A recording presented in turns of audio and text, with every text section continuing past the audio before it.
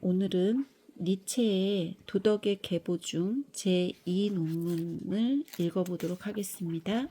제2 논문의 부제는 죄, 양심의 가책 및 기타입니다. 약속할 수 있는 동물을 기르는 것, 이것이야말로 자연이 스스로 인간에게 부여한 바로 그 역설적인 과제 자체가 아닐까. 이것이야말로 인간에 관한 본래의 문제가 아닐까. 이 문제가 높은 수준에서 해결되었다는 사실은 망각의 힘이라는 반대 방향으로 작용하는 힘을 아주 중하게 여기는 사람에게는 한층 놀라운 일로 보일 것임에 틀림없다. 망각이란 천박한 사람들이 믿고 있듯이 그렇게 단순한 타성력이 아니다. 오히려 이것은 일종의 능동적인 엄밀한 의미에서의 적극적인 저지 능력이며 이 능력으로 인해 단지 우리가 체험하고 경험하며 우리 안에 받아들인 것이 소화되는 상태, 이것을 정신적 동화라고 불러도 좋다. 이런 상태에 있는 동안 우리 몸의 영양, 말하자면 육체적 동화가 이루어지는 수천 가지 과정 전체와 마찬가지로 이것이 우리의 의식에 떠오르지 않는다. 의식의 문과 창들을 일시적으로 닫는 것, 우리의 의식 아래 세계의 작동 가능한 기관이 서로 협동하든가 대항하기 때문에 일어나는 소음과 싸움에서 방해받지 않고 있는 것, 새로운 것, 특히 고차적 기능과 기관에 대해 통제하고 예견하며 예정, 우리의 유기체는 과두적인 조직으로 만들어져 있기 때문이다. 예정하는데 다시 자리를 마련하기 위한 약간의 정적과 의식의 백지 상태, 이것이야말로 이미 말했듯이 그러니까 의식의 백지 상태의 타블로로사, 로크의 개념이죠. 타블로로사, 이것이야말로 이미 말했듯이 능동적인 망각의 효용이며 마치 문지기처럼 정신적 질서와 안정, 예법을 관리하는 관리자의 효용이다. 여기에서 바로 알 수 있는 것은 망각이 없다면 행복도, 명랑함도, 희망도, 자부심도, 현재도 있을 수 없다는 것이다.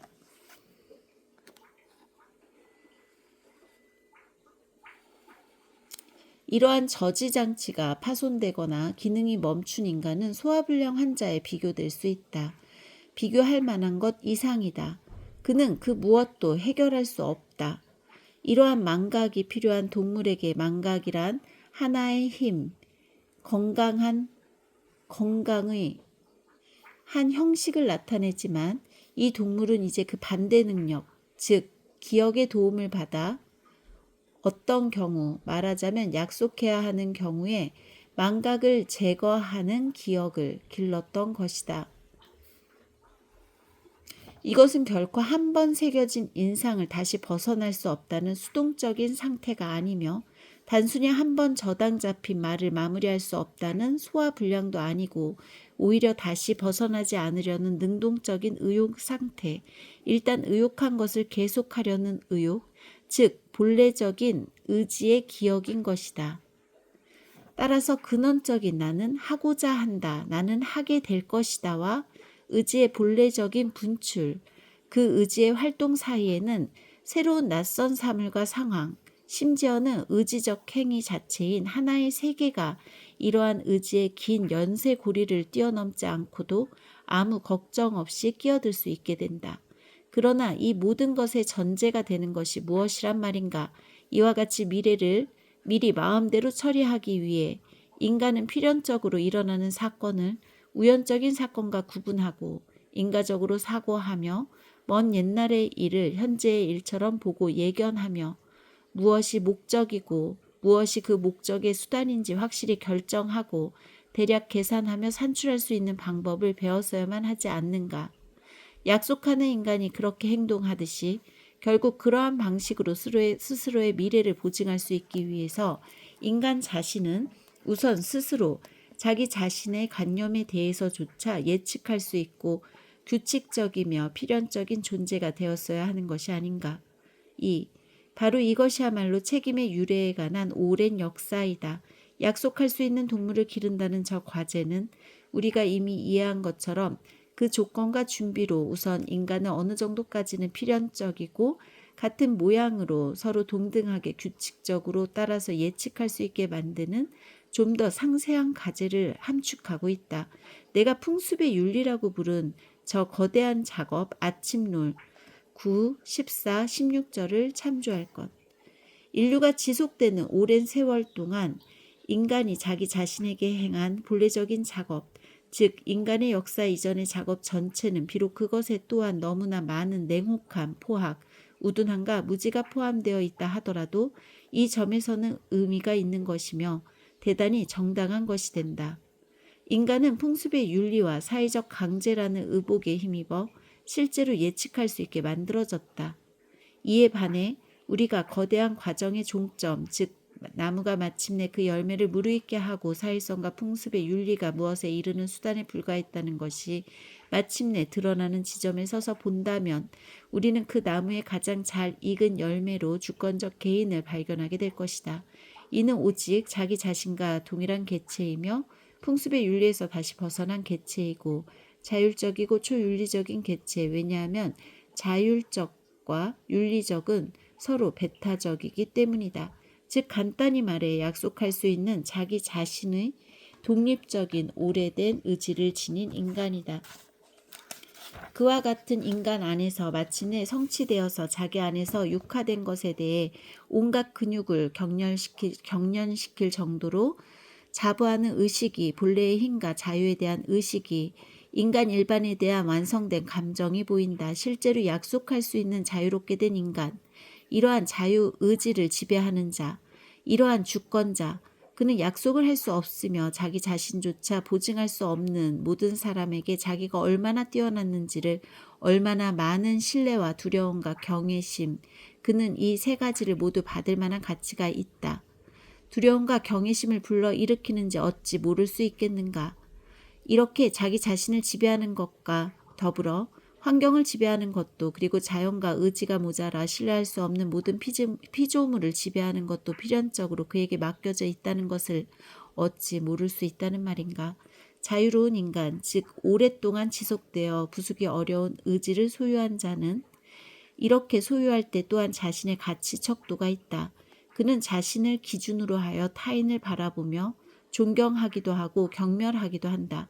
그는 필연적으로 자신과 동등한 자, 강한 자, 신뢰할 수 있는 자들, 약속할 수 있는 자들을 존경한다. 즉 주권이 있는 자처럼 육중하고 드물게 서서히 약속하는 자, 자신의 믿음을 아끼는 자, 그가 신뢰할 때는 두드러지게 하는 자, 불행한 일이 있음에도 자신의 말을 운명에 대항하여 지킬 만큼 충분히 자신이 강하다는 것을 알고 있기 때문에 신용할 수 있는 말을 타인에게 주는 자를 존경하는 것이다.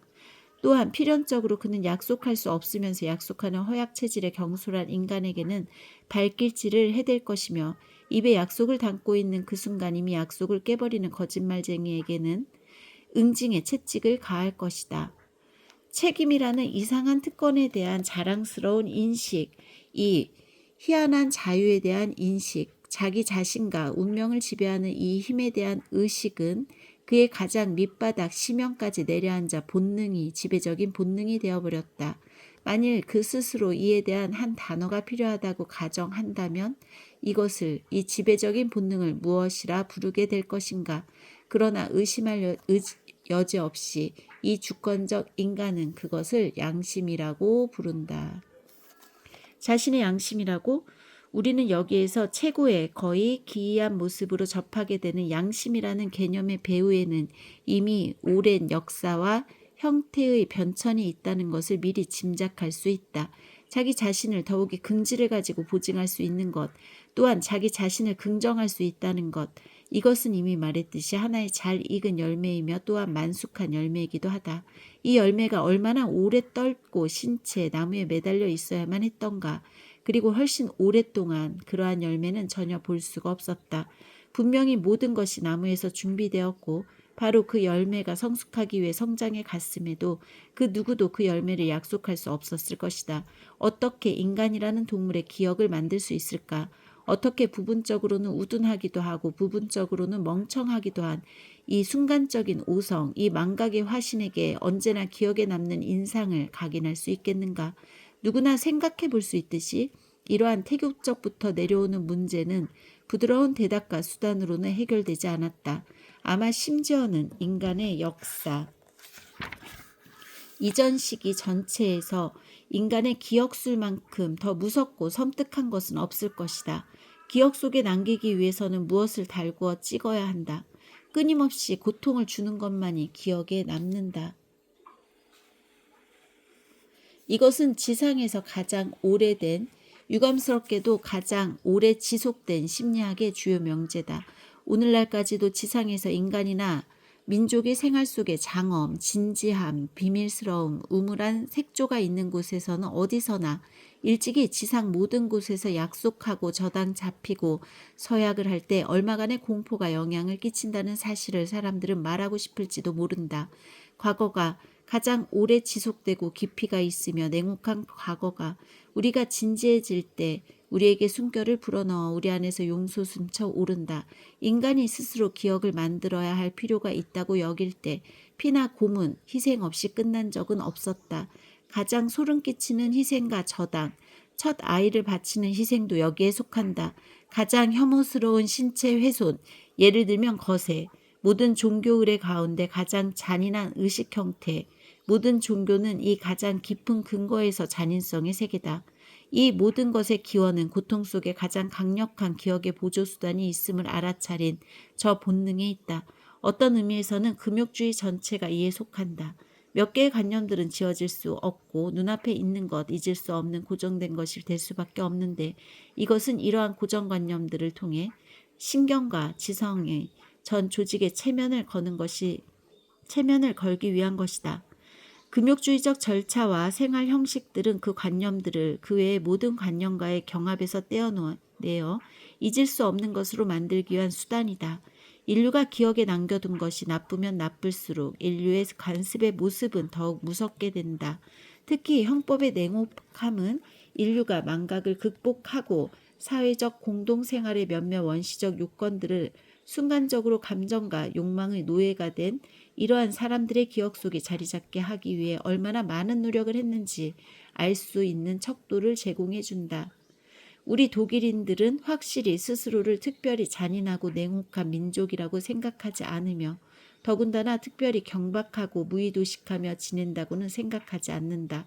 더구나 사상가의 민족, 말하자면 오늘날에도 최대의 신뢰와 진지함, 무침이, 객관성을 그들에게서 찾을 수 있으며 이러한 속성으로 인해 유럽의 모든 고관을 육성할 권리가 있다고 주장하는 저 유럽 민족을 기르기 위해 지상에서 얼마만큼의 노고가 있었는지를 이해하기 위해서 우리의 고대 형벌 제도를 살펴보는 것만으로도 충분하다.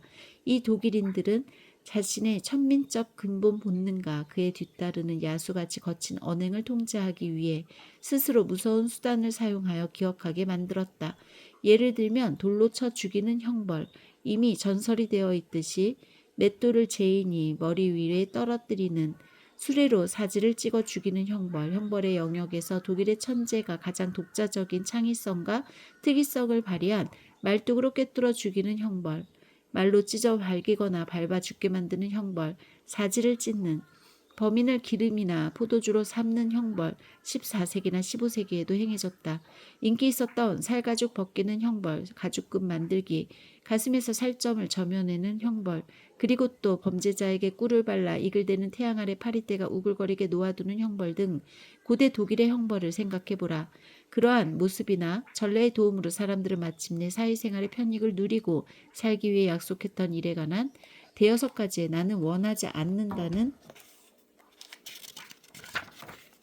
것을 기억 속에 담게 된 것이다. 그리고 실제로 이와 같은 기억 덕분에 사람들은 마침내 이성에 이르렀다. 아, 이성, 진지함, 감정의 통제, 숙고라 불리는 이러한 의무란 일 전체, 인간의 이러한 모든 특권과 사치, 이것을 위해 얼마나 값비싼 대가를 지불했단 말인가.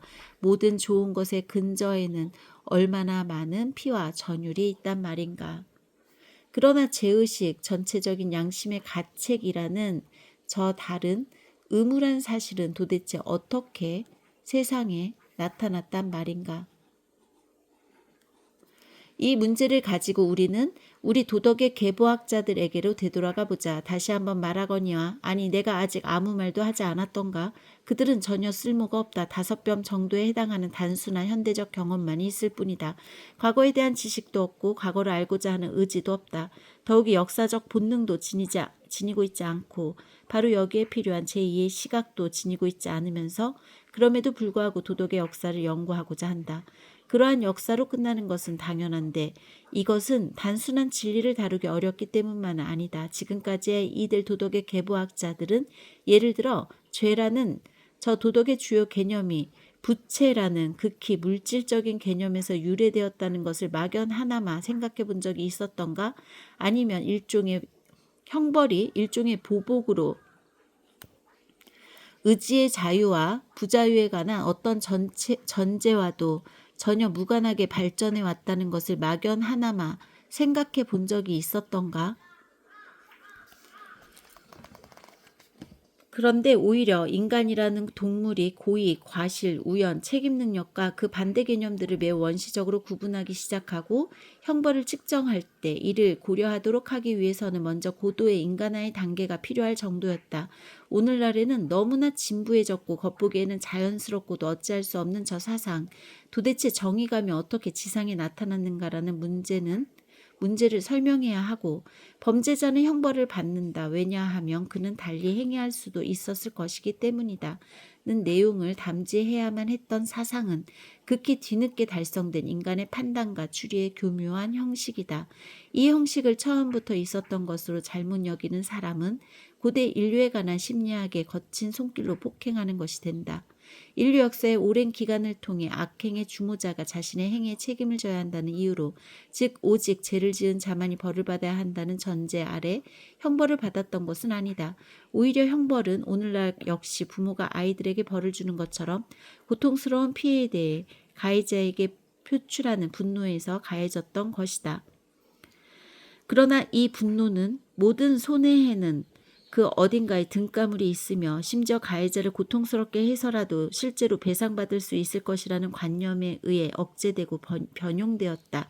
이 원시적으로 뿌리 깊은 아마 이제는 더 이상 그 뿌리를 뽑을 수 없을 것인 관념, 즉 손해와 고통은 등가라는 관념은 어디서 힘을 얻었던 것일까?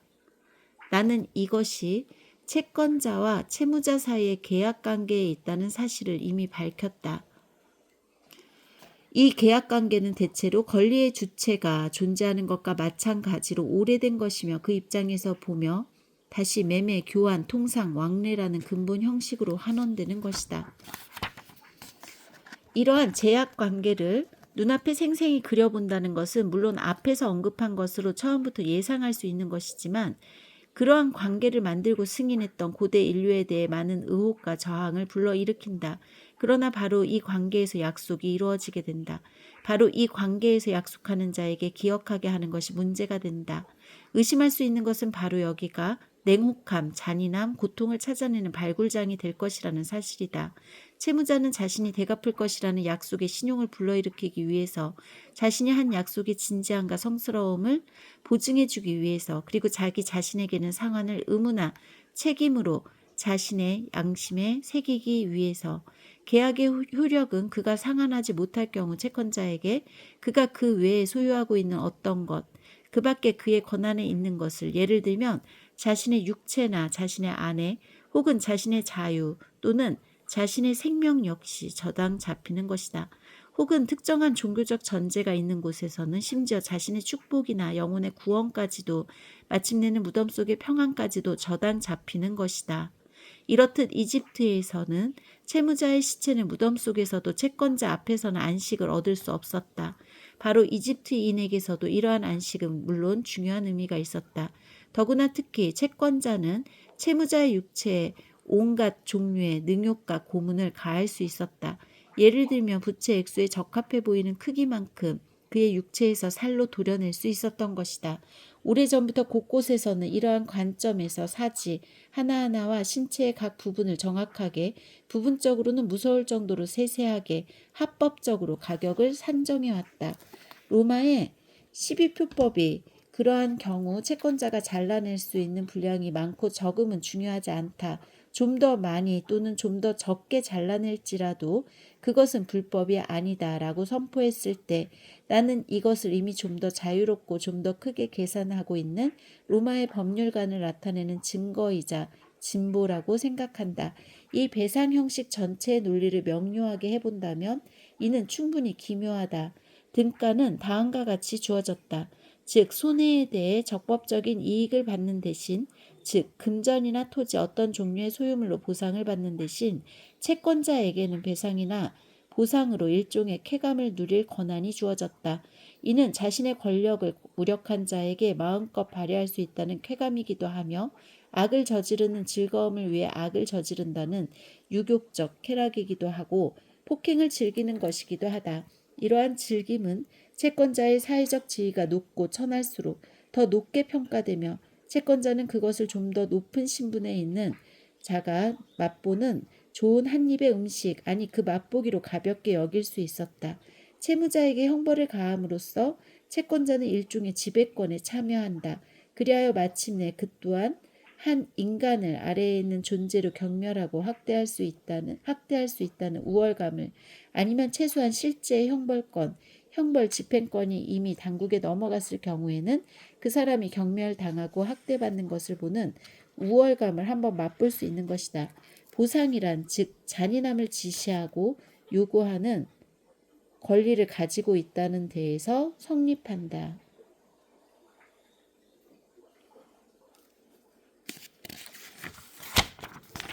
죄, 양심, 의무의 신성함 등과 같은 도덕적 개념 세계의 발생지는 이 영역, 즉 채무법이다. 이 개념 체계의 발달은 지상에서의 모든 대사건과 마찬가지로 철저히 오랫동안 피로 물들었다. 저 세계는 근본적으로 피와 고문이라는 어떤 냄새를 단 한 번도 완전하게 씻어버린 적이 없지 않은가 라고 덧붙여 말해도 되지 않을까? 심지어 늙은 칸트에게서도 그런 적이 없다. 정업 명법에는 잔인함의 냄새가 난다. 이와 마찬가지로 여기에서도 죄와 고통이라는 저 무섭고 아마도 풀어버릴 수 없게 된 관념의 결합이 처음으로 고정되었다. 다시 한번 물어보건대 고통은 어느 정도까지 부채를 보상할 수 있는 것일까? 고통스럽게 만드는 것이 최고로 만족을 주는 정도까지이며 피해자가 손해에 대한 불쾌감을 함께 염두에 두면서 손해를 이상한 반대의 쾌감과 바꾸는 정도까지이다. 고통스럽게 만드는 것. 이것은 진정한 축제였으며 이미 말했듯이 채권자의 신분이나 사회적 지위에 위반되면 될수록 더 높은 값을 지닌 어떤 것이었다. 이것은 추측하여 말하는 것이다. 왜냐하면 이러한 지하에 파묻힌 일들을 밝히는 작업이 고통스럽다는 사실을 차치하고라도 철저히 규명하는 것은 힘든 일이기 때문이다. 이 경우 복수라는 개념을 그 와중에 서툴게 사용하는 사람은 통찰을 좀 더 쉽게 하기보다는 오히려 더 덮어버리고 모호하게 할 뿐이다. 복수 자체는 실로 고통스럽게 만드는 것이 어떻게 보상이 될 수 있는가와 같은 문제로 귀결된다. 어느 정도까지 잔인함이 고대인의 성대한 축제의 활락을 이루고 있었는지 그들의 거의 모든 활락의 구성 요소로 뒤섞여 있었으며 다른 한편으로는 잔인성을 향한 욕망이 얼마나 소박하고 순진하게 나타났는지 바로 사심없는 악의 또는 스피노자의 말로 하자면 악의 있는 동정, 그 사심없는 악의를 그들이 얼마나 근본적으로 인간의 정상적인 속성으로 여겼고 따라서 양심을 단호하게 그렇다라고 긍정하는 것으로 여겼는지 이러한 사실을 온 힘을 다해 생각해 보는 것은 내가 보기에는 잘 길들여진 가축, 말하자면 현대인, 말하자면 우리의 섬세한 감각에 더욱이 그 위선에 거스르는 일이다.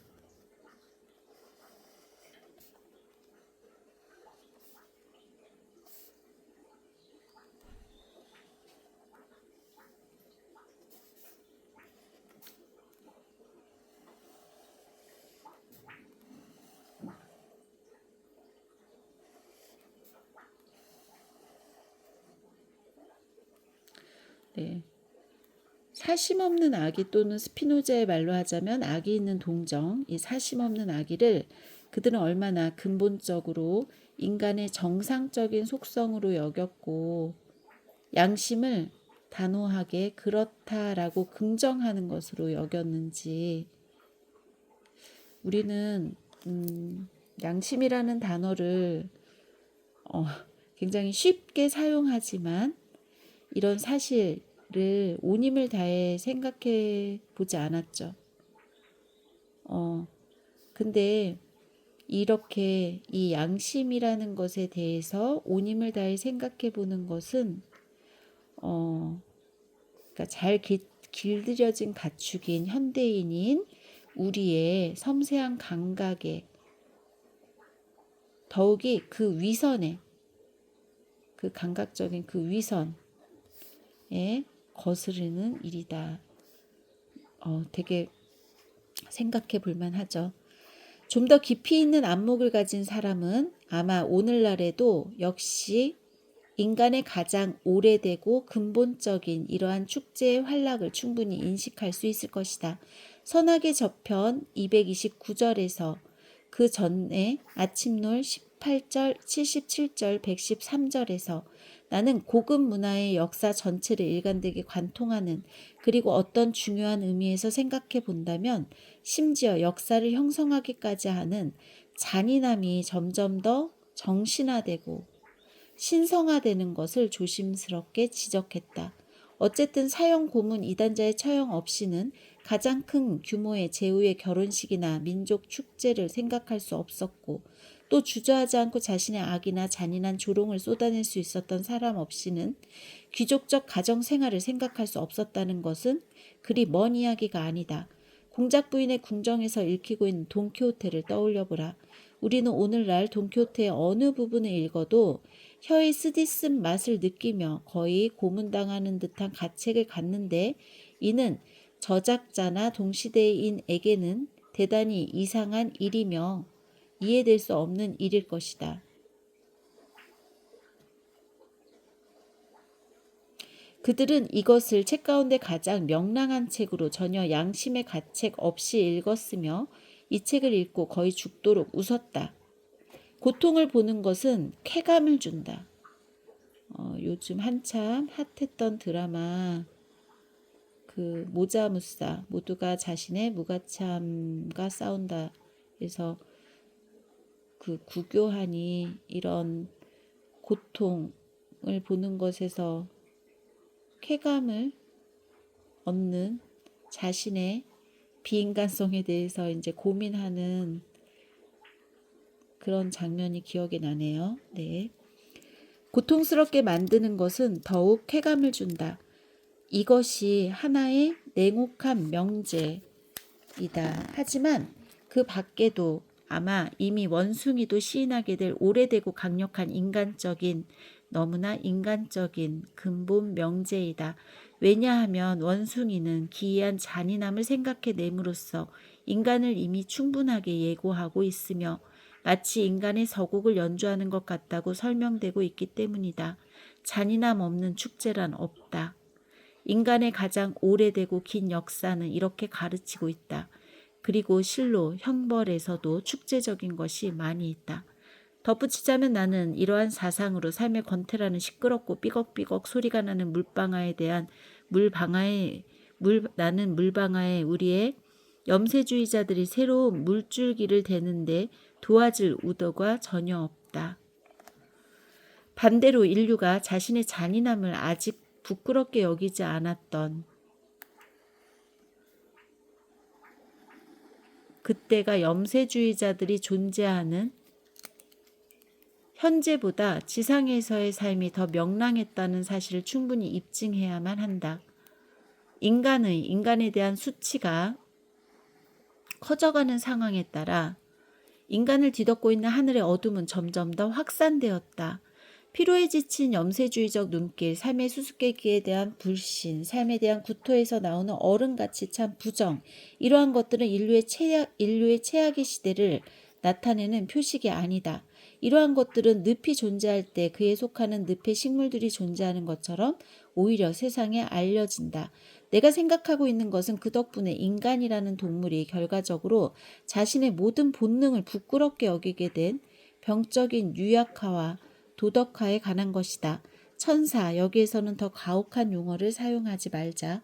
천사가 되는 도중에 인간은 저 상한 위와 설태가 낀 혓바닥을 양육했으며 이로 인해 인간은 동물적인 즐거움이나 순진함을 역겨워했을 뿐만 아니라 삶 자체가 무미건조해졌다.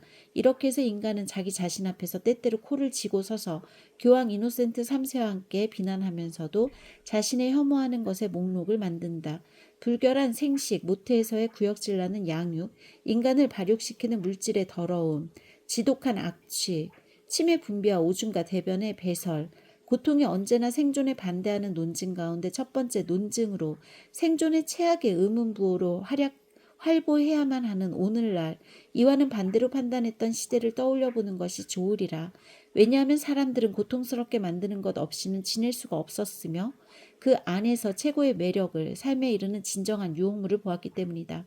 아마도 그 당시 유약한 사람에게는 유혹의 말이 되겠지만 고통은 오늘날처럼 그렇게 고통스럽지 않았다.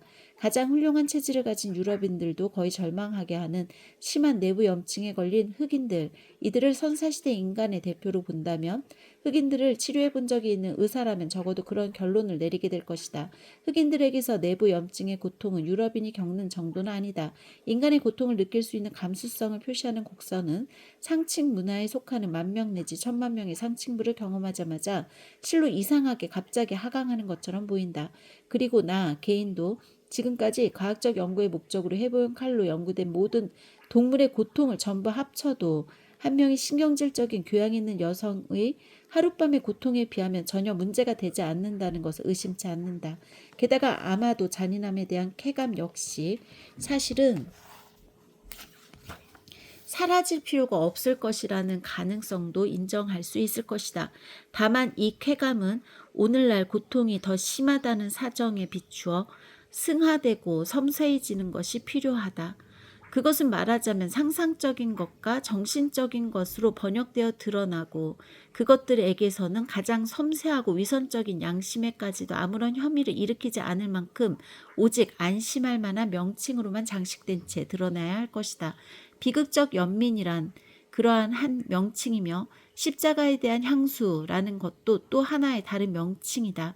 사실 고통에 대한 사람을 분격하게 하는 것은 고통 자체가 아니라 고통의 무의미함이다. 그러나 고통 속으로 비밀스러운 구원, 장치 전체를 집어넣어 해석한 그리스도교에게도 모든 고통을 방관자의 입장이나 고통스럽게 만드는 자의 입장에서 해석할 줄 알았던 고대의 소박한 인간에게도 그러한 무의미한 고통이란 전혀 존재하지 않았다. 숨겨지고 알려지지 않으며 목도되지 않은 고통을 세상에서 처리하고 이를 솔직히 부정할 수 있기 위해서 당시의 인간들은 거의 심과 모든 높이와 깊이를 가지고 있는 중간 존재들을, 즉 숨겨진 곳에서 서성거리기도 하고 어둠 속에서도 보며 흥미있는 고통스러운 광경을 쉽게 놓치지 않는 그 어떤 존재를 발명한 필요까지 있었다. 그러한 발명 덕분에 그 당시 사람들의 삶은 언제나 스스로를 정당화하고 자신의 재난을 정당화하는 술책에 능했던 것이다. 오늘날 이렇게 하기 위해서는 아마 다른 보조적인 발명, 예를 들어 수수께끼로서의 삶이라든가 인식 문제로서의 삶이 필요할 것이다. 신이 그것을 바라보고 즐거워하는 재난은 모두 정당하다. 선사적 감정의 논리는 이렇게 울려 퍼진다. 이것은 진적 선사적 논리였을 뿐인가? 잔인한 광경을 즐기는 친구로 생각된 신들, 오이 태고의 관념 자체가 어느 정도까지 우리 유럽의 인간화에도 파고들어와 있는 것일까? 이 점에 관해서는 칼뱅이나 루터와 상의해 보아도 좋다. 어쨌든 그리스인 역시 그들 자신의 신들을 행복하게 해주기 위해서 잔인함의 즐거움보다 더 좋은 간식을 바칠 줄 몰랐다는 것은 확실하다. 당신은 도대체 호메로스가 자신의 신들로 하여금 인간의 운명을 내려다보게 한 것은 어떤 눈이었다고 생각하는가? 근본적으로 트로이 전쟁과 그와 유사한 비극적이고 무서운 사건들은 어떤 궁극적 의미를 지니고 있단 말인가? 의심할 여지 없이 이것들은 신들을 위한 축제극을 의미하는 것이었다. 그리고 이러한 것에 대해서 시인이 다른 사람들보다 신적인 속성이 있는 한 시인들을 위한 축제극이기도 했다. 후에 그리스의 도덕 철학자들이 도덕적인 논쟁이나 유덕자의 영주의나 자기 가책을 신의 눈이 내려다보고 있다고 생각했던 것은 이와 같은 것이었다. 의무를 지은 헤라클레스는 무대 위에 올려졌으며 그 자신도 그것을 알고 있었다. 목격자 없는 덕행이란 이 배우의 민족에게는 전혀 생각할 수 없는 것이었다. 자유의지, 즉 선악에서 인간이 절대적 자율성을 가지고 있다는 발명은 이 부분은 좀 밀턴의 신라권을 보시면 이 자유의지 부분에 대해서 굉장히 설득력 있게 잘 설명해주고 있습니다. 신라권은 이제 에덴 동산에서 추방당한 아담과 하와의 이야기를 그 밀턴이 상상력과 그 해박한 지식이 결부되었음 굉장히 아름다운 이제 그런 시죠, 시. 예. 굉장히 요 자유의지에 대해서 알고 싶으면 요 신라권 강추입니다. 자유의지, 즉 선악에서, 선악과 생각나시죠? 선악에서 인간이 절대적 자율성을 가지고 있다는 발명. 당시 유럽을 위해 처음으로 만들어진 저 대담하고도 숙명적인 철학자의 발명이었지만 이는 무엇보다도 인간과 인간의 덕행에 대한 신들의 관심이 결코 고갈될 수 없다는 생각을 인정하기 위해 만들어진 것이 아닌가. 이러한 지상의 무대에서 진실로 새로운 것, 진실로 전대미문의 긴장, 갈등, 파국은 결코 없어서는 안 될 것이다. 완전히 결정론적으로 생각된 세계란 신들에게는 알 수 있는 세계이며 결과적으로 곧 실증이 나게 된다. 이러한 신들의 친구인 철학자들이 자신의 신들에게 이러한 결정론적인 세계를 요구하지 않은 것에는 충분한 이유가 있다. 고대 인간은 모두 연극과 축제 없이는 행복을 생각할 수 없었던 근본적으로 공개적이고 근본적으로 명백한 세계로 관중을 세심하게 고려했던 것이다. 그리고 이미 말했듯이 대단한 형벌에도 실로 축제적인 것이 많이 있다. 우리의 연구 과정을 다시 시작해 본다면 재의 감정과 개인적인 의무의 감정은 이미 우리가 보아왔듯이 그 기원을 존재하는 가장 오래되고 근원적인 개인 관계에 즉 파는 자와 사는 자, 채권자와 채무자의 관계에 두고 있다. 여기에서 비로소 개인이 개인과 상대했으며 여기에서 비로소 개인이 스스로를 개인과 견주었다. 이러한 관계를 이미 인정할 수 없을 정도로 저급한 문명은 발견된 적이 없다. 값을 정하고 가치를 측정하고 등가물을 생각해내며 교환하는 것. 이것은 어떤 의미에서는 사유라고 할 수 있을 만한 인간의 원초적 사유를 미리 지배하고 있었다. 여기에서 가장 오래된 종류의 명민함이 길러졌고 마찬가지로 여기에서 인간이 다른 동물에 대해 가진 긍지나 우월감의 싹도 최초로 얻었다고 추정할 수 있을 것이다. 아마 인간이라는 우리의 용어도 바로 이러한 자기 감정의 그 무엇인가를 표현하는 것이리라. 인간이란 가치를 재고, 평가하고 측정하는 존재, 평가하는 동물 자체로 묘사된다. 사고 파는 것은 심리적인 부속물과 더불어 심지어는 어떤 사회의 조직 형태나 집단의 시초보다도 더 오래된 것이다. 오히려 교환, 계약, 재, 권리, 의무, 보상 등의 감정의 싹은 동시에 힘과 힘을 비교하고 측정하고 계산하는 습관과 더불어 개인의 권리라는 가장 초보적 형식에서 이제 가장 조야하고 원시적인 사회 복합체, 다른 유사한 복합체와 비교하여 다른 이제 그런 원시적인 사회 복합체로 이행했다. 눈은 이제 이러한 관점에 초점을 맞추게 되었다. 움직이기는 어렵지만 일단 움직이기만 하면 단호하게 같은 방향으로 계속 나아가는 고대인의 사유에 특유한 저 둔중한 일관성으로 곧 어느 사물이나 그 가격을 지닌다. 모든 것은 대가로 지불될 수 있다는 중요한 일반화에 이른 것이다. 이것은 정의의 가장 오래되고 소박한 도덕의 규준이며 지상에서의 모든 호의, 모든 공정, 모든 선한 의지, 모든 객관성의 발단이었다. 이러한 최초 단계에서의 정의란 거의 동등한 힘을 지니고 있는 사람들 사이에서 서로 타협하고 조정을 통해 다시 합의하려는 좋은 의지이다. 그리고 힘이 열등한 자에 관해 말하자면 그들 상호간에 조정할 수 있도록 강제하는 선한 의지이다. 계속해서 선사시대의 척도로 재보면 덧붙여 말하자면 선사시대란 어느 시대나 존재하고 있거나 다시 존재할 수 있다. 공동체와 구성체의 관계 역시 채권자와 채무자의 관계라고 하는 저 중요한 근본 관계 속에 있다. 사람은 공동체 속에 살고 있으며 공동체의 이익을 누리고 있다. 얼마나 이익이 될 것인가. 우리는 오늘날 때때로 이것을 가소평가하고 있다. 사람들은 공동체 밖에 있는 인간, 즉 평화가 없는 인간이 직면해 있는 어떤 침해나 저기를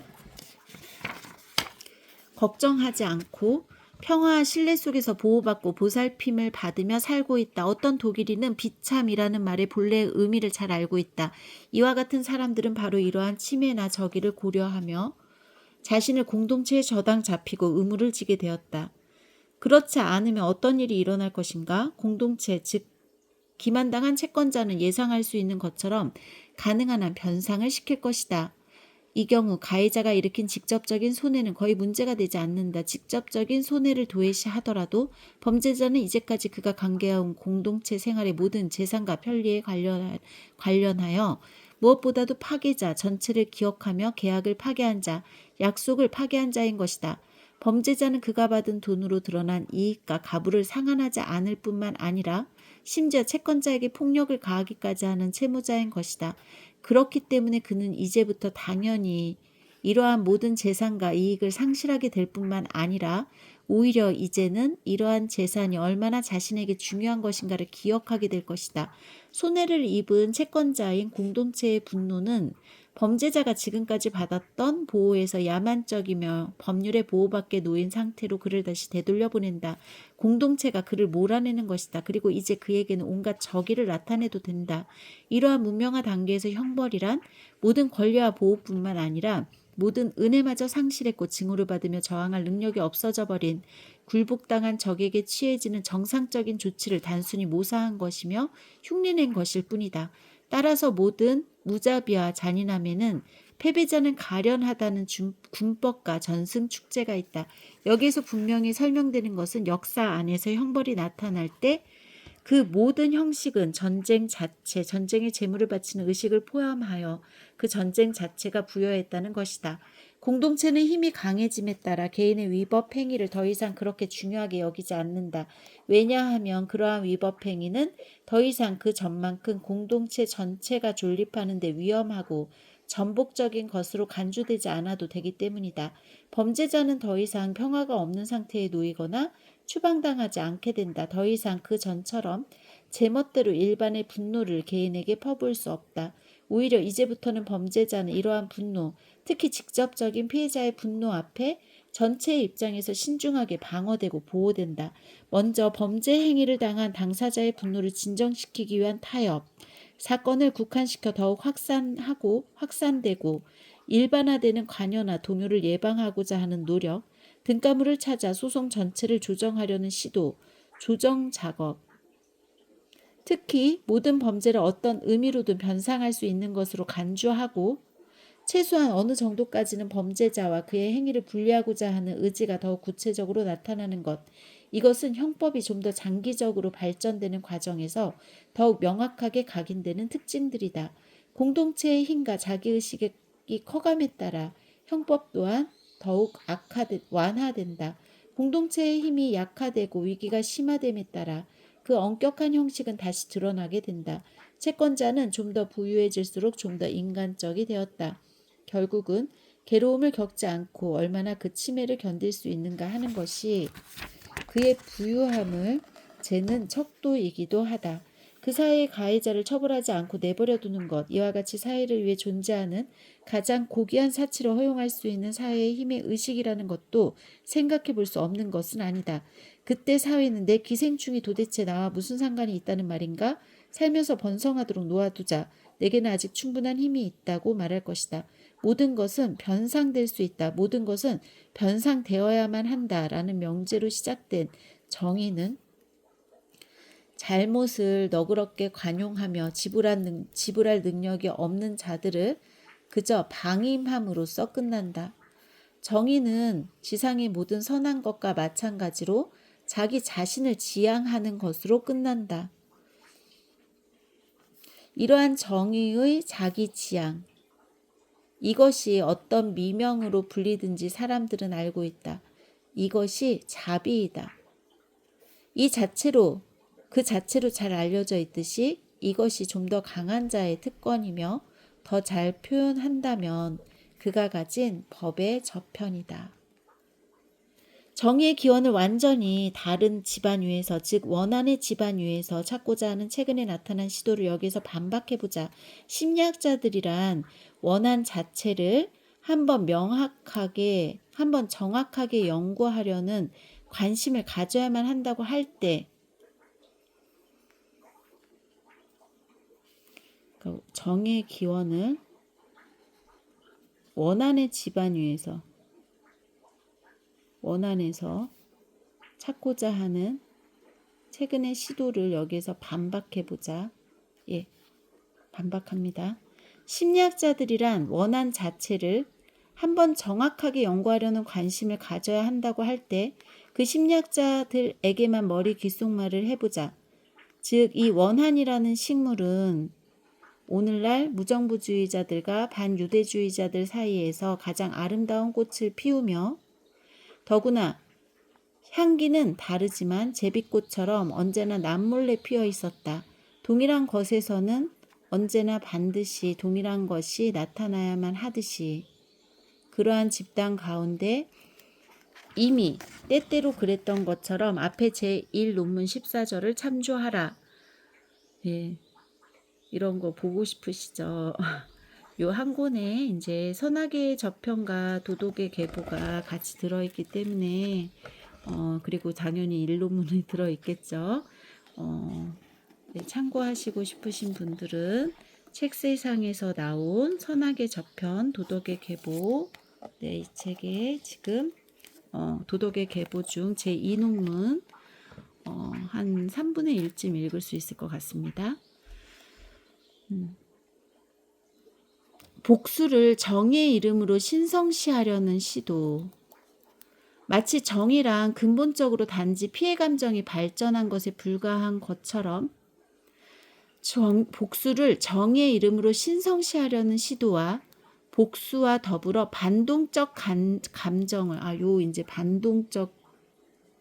이제 오늘의 키워드입니다. 반동적 인간과 능동적 인간에 대한 설명이 이제 나오는데 그 부분을 좀 들려드리고 싶었어요. 복수와 더불어 반동적 감정을 일반적으로 모두 포괄해 추후에 존중하려는 시도가 다시 나타나려는 것을 보는 것은 그리 놀라운 일이 아닐 것이다. 나는 후자의 시도 자체 때문에 최소한 기분을 상하고 싶지는 않다. 나에게 이것은 심지어 생물학적 문제 전체를 고려할 때 지금까지 이러한 문제를 다룰 때 저 감정의 가치는 경시되어 있었다. 하나의 공적처럼 보인다. 내가 오직 주의를 환기시키고 싶은 것은 이러한 새로운 뉘앙스의 과학적 공정성, 증오, 질투, 시기, 불신, 수건, 복수에 유리한 이런 그 뉘앙스의 과학적 공정성이 발생한 것은 원한 정신 자체라고 하는 사정이다. 즉 이러한 과학적 공정성은 저 반동적 감정보다도 한층 더 높은 생물학적 가치가 있으며 따라서 과학적으로 낮게 평가되거나 높이 평가되는데 올바로 공헌했다고 내가 생각하는 다른 한 무리의 감정들, 즉 지배욕, 소유욕 등과 같은 실로 능동적인 감정들. 오이겐 듀랭의 생명의 가치, 철학 강자, 그리고 근본적으로 그의 작품 전체, 이 오이겐 듀랭의 이런 어떤 책들에서 말하는 그런 능동적 감정들의 문제가 되자 곧 중단되고 그러니까 지배욕이나 소유욕 등과 같은 실로 능동적 감정들이 이제 문제가 되자 중단되고 극도의 적의와 편견을 강조하는 데 자리를 내주게 된다. 굉장한 나아감이죠. 네. 네. 이러한 경향을 일반적으로 말하는 것은 이 정도로 하자. 그러나 정의의 고향은 반동적 감정의 영역 위에서 찾을 수 있다는 뒤링의 개별적인 명제에 관해서는 우리는 진리를 사랑하기에 이를 냉정히 뒤집어 정의의 정신이 점령한 최후의 영역이 반동적 감정의 영역이다 라는 다른 명제를 그것에 대립시킨다. 올바른 인간이 자신의 가해자에게조차 올바른 태도를 지니며 단순히 냉정하거나 신중하거나 낯설어하거나 무관심하거나 하는 것만이 아니다. 올바른 태도를 지닌다는 것은 언제나 적극적인 태도인 것이다. 개인적인 훼손, 모욕, 비방을 당할지라도 올바른 눈, 즉 심판하는 눈이 가진 높고도 맑은 깊고도 부드럽게 응시하는 객관성이 흐려지지 않는 것이라고 진실로 여긴다면 이것이야말로 지상에서의 완성품이며 최고의 원숙함이다. 너무 좋죠. 네. 우리가 왜 올바른 태도를 취해야 하는지에 대해서 저는 이 니체보다 더 저를 설득해주는 그런 책을 아직까지는 만나보지 못했습니다. 네. 이것은 여기에서는 기대하지 않은 것이 더 현명하며 어쨌든 너무 쉽게 믿어서는 안 되는 무엇이기도 하다. 일반적으로 가장 올바른 사람들에게서도 그들의 눈을 충혈시키거나 그 눈에서 공정성을 쫓아내는 데는 이미 약간의 공격과 악이나 압으로도 충분하다는 것은 확실하다. 능동적인 인간, 공격적이고 지배적인 인간은 언제나 반동적인 인간보다 100걸음 정도나 더 정의에 가깝다. 그러한 능동적인 인간에게는 반동적인 인간이 하거나 할 수밖에 없는 방식으로 대상을 그릇되게 편파적으로 평가할 필요가 전혀 없는 것이다. 그러므로 사실상 어느 시대나 공격적인 인간은 좀 더 강하고 좀 더 용기 있고 좀 더 고귀한 인간으로 또한 좀 더 자유로운 눈과 좀 더 훌륭한 양심을 자신의 편에 지녀왔던 것이다. 이미 잘 알고 있는 바이지만 이와는 반대로 도대체 양심의 가책을 발명한 자는 누구인가? 그는 원한의 인간이다. 엄청나죠? 예. 양심의 가책, 죄책감을 불러일으킨 발명한 자는 바로 원한의 인간이랍니다. 마지막으로 역사를 되돌아보자. 지금까지 대체로 법의 운영 전체 그리고 또 법에 대한 진정한 요구가 지상에서 친숙하게 느껴지게 된 것은 도대체 어떤 영역에서였던가? 반동적 인간의 영역에서였던가? 전혀 그렇지 않다. 오히려 능동적인 인간, 강한 인간, 자율적인 인간, 공격적인 인간의 영역에서였다.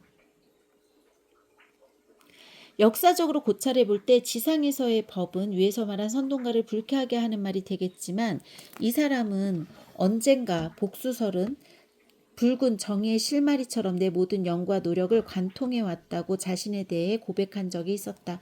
바로 반동적 감정에 대항하는 투쟁이요 능동적이고 공격적인 힘 쪽에서 그 힘의 일부를 사용하여 반동적 파토스가 벗어나는 것을 막아주고 절도 있게 하며 강제로 타협하도록 하는 그와 같은 반동적 감정과의 싸움을 말한다.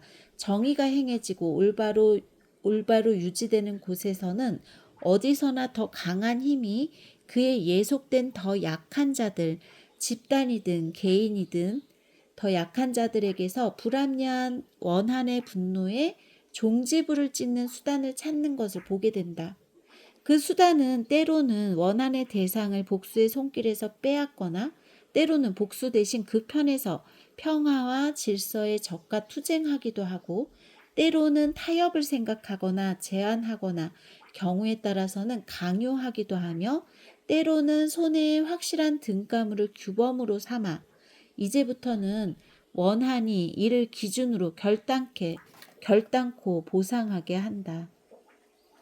이런 거를 이렇게 이제 니체 물론 이게 번역서긴 하지만 그래도 니체의 어떤 의도를 올바르게 실으려고 노력한 이런 어떤 저자의 저서를 꼼꼼하게 우리가 사실 이제 정권을 읽어야지만 니체를 이해할 수 있겠지만 이렇게 니체의 부분을 읽고 동의한다면 니체를 알고 싶고 우리가 좀 더 힘의 의지를 가진 어떤 자율성을 가진 인간에 조금 더 가까워지려고 올바른 태도를 지닌 능동적인 인간이 되려고 노력할 수 있겠죠. 근데 이거를 이제 PPT로 또는 강의 형식으로 니체의 어조를 아주 간략하게 전달하는 손쉬운 그런 어떤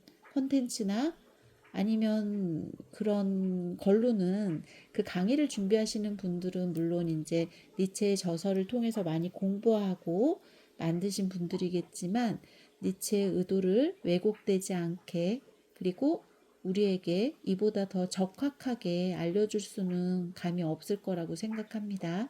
그래서 이제 책을 천천히 곱씹으면서 읽어보시는 게 가장 요런 이제 이 철학하는 데 있어서 가장 올바른 태도라고 저는 생각합니다. 그러나 최고 권력이 우세한 반대 감정이나 뒷감정에 대해 행하고 실시하는 가장 결정적인 요소는 이 권력은 그것을 하기에 충분한 힘이 있으며 언제나 그렇게 한다. 법률을 제정하는 것이며 그 권력의 눈으로 보아 대체로 무엇이 허용되며 옳고 무엇이 금지되며 부당하다고 여겨질 수 있는지를 명령하는 포고이다. 최고 권력이 법률이 제정된 후에 개인적이거나 집단 전체의 침해나 자의적인 행위를 법률에 대한 침범이나 최고 권력 자체에 대한 저항으로 다룰 때 이는 그 예속된 자들의 감정을 그러한 침범으로 생긴 직접적인 손해에서 벗어나게 해주며 결국 피해자의 관점만을 보거나 인정하게 하는 모든 복수가 바라는 것과는 정반대의 것에 이른다. 이 다음에 사람들의 눈은 행위를 더욱더 비개인적 것으로 평가되도록 훈련되며 피해자의 눈마저 그렇게 훈련된다. 이미 앞에서 언급했듯이 비록 이것이 최후에 이루어지는 것이라 할지라도 말이다. 따라서 법률이 제정되고 나서야 옳음, 법과 옳지 않음, 불법이 있게 된다. 이것이 디링이 주장하는 것처럼 침해 행위가 있고 난 후의 것이 아니다. 법과 불법을 그 자체로 이야기하는 것은 전혀 의미가 없다. 삶이란 본질적으로 그 근본 기능에서 다치기 쉽고 폭력적이며 착취적이고 파괴적으로 작용하며 이러한 성격 없이는 전혀 생각할 수 없는 것이난 당연히 침해, 폭력, 착취, 파괴란 그 자체로 불법적인 것이 될 수 없다. 우리는 심지어 더욱 의심스러운 다음의 사실을 인정해야만 한다. 최고의 생물학적인 관점에서 보면 법률 상태란 힘을 목적으로 하는 본래의 삶의 의지를 부분적으로 제약하는 것으로 그리고 그 전체 목적에 예속된 개별적인 수단으로 즉 더 거대한 힘의 단위를 창조하는 수단으로 언제나 예외적인 상태일 뿐이라는 것이다.